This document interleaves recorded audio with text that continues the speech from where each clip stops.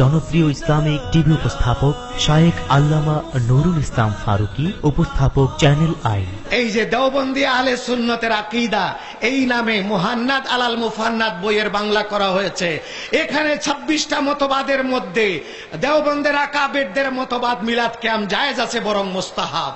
তারা সেখানে লিখেছে, আজকে কারা এরা দেওবন্দের নাম দিয়ে আমাদেরকে ইহুদিদের দোসর বলে, যারা মিলাদ কিয়াম করে তাদেরকে আবু লাহাবি বলে, মিলাদ কিয়াম যারা করে তাদের পিছনে নামাজ হবে না। চিটাগঙ্গের রাস্তাঘাট দেখুন, আজকে ছাদে উঠে দেখুন, আজকে যেখানেই যাবেন, যেদিকে তাকাবেন, শুধু নবী প্রেমিকের আনন্দের সয়লাব, আনন্দের সয়লাব।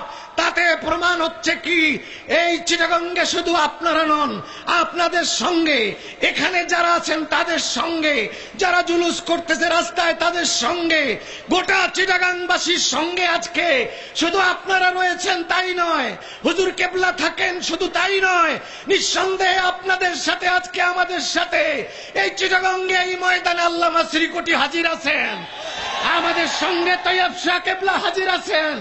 সেখানেই শেষ নয়, আমাদের সাথে এই চিটাগঙ্গে দয়াল নবী সশরীরে উপস্থিত আছেন বলে এই লক্ষ কোটি জনতার মনের জোয়ার কেউ দাবায় রাখতে পারবে না।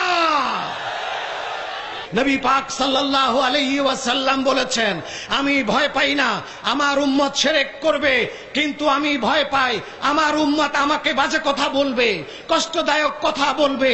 সেটা প্রতীয়মান হলো সেই দিন আব্দুল্লাহ ইবনে উবাই ইবনে সালুলের নায়েবে আমির আব্দুল্লাহ ইবনে যুলখুয়াইসারা হুনাইনের যুদ্ধের সময় রাসূলুল্লাহকে লক্ষ্য করে বলেছিলেন, এতগুলো স্বর্ণ আপনার আত্মীয়কে দিয়ে দিলেন, আমরা কেউ পেলাম না, ইত্তাকিল্লাহ ইয়া রাসূলুল্লাহ মা আনসাফতা, আপনি আল্লাহকে ভয় করেন ইয়া রাসূল, আপনি ইনসাফ করেন নাই। হযরত ওমর বললেন, এযাল্লি ইয়া রাসূলুল্লাহ আন উকতালা উনুকাহু, আমাকে হুকুম দেন আমি মালাউনের গর্দান ফেলে দেব।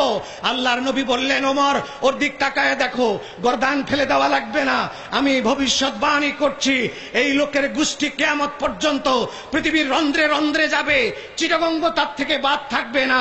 তাদের লক্ষণ হবে তারা পরহেজগার হবে, তাদের দাড়ি থাকবে, তারা মোষ কামাবে, মাথা নেড়া করবে, লম্বা দাড়ি করবে, হাঁটুর নিচে লুঙ্গি পরবে, তারা নামাজ পড়বে, কপালে নামাজের দাগ থাকবে, তারা তেলাওয়াত করবে, তারা মুত্তাকি হবে, তারা পরহেজগার হবে। তারে পরহেজগারির কাছে ওমর তোমার পরহেজগারি তুচ্ছ, তারা এতই বড় পরহেজগার হবে কিন্তু ইসলাম তাদের গলার নিচে যাবে না।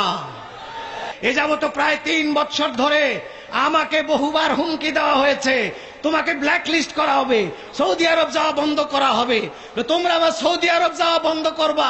তার আগে আমার দয়াল নবী আমাকে 25 বার হজ করাইছে, আমাকে বন্ধ করে দাও, তোমার দেশে আমি না গেলাম, অসুবিধা নাই। আপনার বিরুদ্ধে আন্তর্জাতিক ভাবে মামলা হতে পারে, আন্তর্জাতিক মামলা হলে আমি আরো খুশি, আমাকে নিয়ে জেলে রেখে দেন। আমি আন্তর্জাতিক মামলা কেন, আমি গোটা দুনিয়া ছাড়তে পারি, চাকরি ছাড়তে পারি, মান সম্মান ছাড়তে পারি, যদি আমাকে জঙ্গলের কোন গর্তে বসবাস করতে হয় সেটা আমি রাজি আছি, কিন্তু আমার রাসূলকে আমি বুক থেকে সরাতে পারবো না, আমার রাসূলকে আমি বলতে পারবো না। তোমরা যতই যা করো আমি রাসূলকে বলতে পারবো না। আমি মনে করি পৃথিবীর শ্রেষ্ঠ আলেম, পৃথিবীর সবচাইতে বড় আলেম, পৃথিবীর 700 কোটি মানুষের শ্রেষ্ঠ জ্ঞানী ব্যক্তি, আলেম ব্যক্তি, তার ভিতরে যদি আমার নবীর প্রেম না থাকে, তার ভিতরে যদি নবীর আদব না থাকে, আমি তাকে আমার পায়ের জুতার সুতলা মনে করি, এর বেশি মনে করতে পারি না।